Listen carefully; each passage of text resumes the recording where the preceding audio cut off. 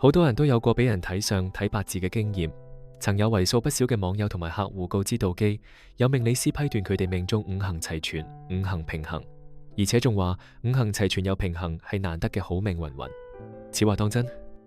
道基不認同，但又不能完全否定，咁要視乎閣下認為何謂一條好命。另外，仲要睇該命理師點樣判定局中五行嘅完整度，以及各五行嘅力量強弱。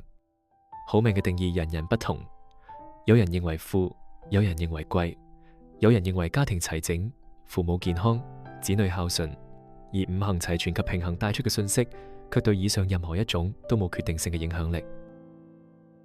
有命理師會根據原局干支嘅屬性去分類計算各種五行嘅數量，有嘅只論干支主氣，有嘅會計及支中藏干。道基不單止懷疑呢種計算標準嘅方法，更加好奇計算五行齊全同平衡嘅理念。合化咗嘅要唔要計？係計算合化前定合化後，又或合化前後都要計算？合而不化嘅又點樣？冇八字學基礎嘅朋友，再情再理都會認為五行齊全較五行不全好，但事實並唔完全係咁樣。中國學說重陰陽，以追求中庸平衡為要旨。八字學同樣首重陰陽、五行、溫度嘅平衡，但八字平衡嘅意思並唔單止係喺原局嘅8個字上取得平衡，真正嘅好命係需要同大運流年配合嘅。五樣嘢點樣喺8個框架內取得平衡？極其量只能夠做到接近平衡。原局命盤嘅五行接近平衡，喺八字學中最多只能詮釋為身體較少病痛，命運路途較少風浪，各方條件較為充裕，心性較易滿足。如大運不遇強烈嘅克、沖、刑、合，人生種種起伏嘅幅度都會較為平順。有為平淡是福，或許呢一個就係好命嘅真正意思啦。但從另一方面睇，如果八字已經接近平衡，行任何大運其實只會令到原局嘅八字有更多機會失去平衡。所以五行越接近平衡嘅命局，越難有傑出嘅成就。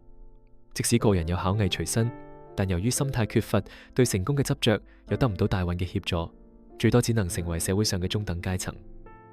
創造偉業嘅八字往往五行有缺，而且原局嘅某一種或兩三種五行更會傾向偏旺。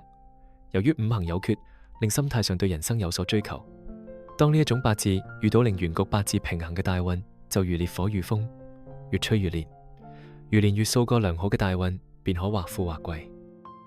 吊詭嘅係，有啲大富大貴嘅八字，卻只有一個五行或兩個五行，而幸運時往往要生旺僅有嘅一個五行或兩個五行。一類特別格局，已是平衡之外嘅道理啦。嗰啲三更窮五更富，嗰啲暴發戶，就好可能擁有呢種極不平衡嘅八字。或許運過即止，輕者打回原形，重者災禍同至。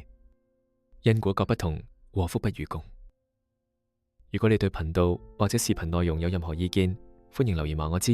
謝謝收睇，祝各位身體健康，生活愉快。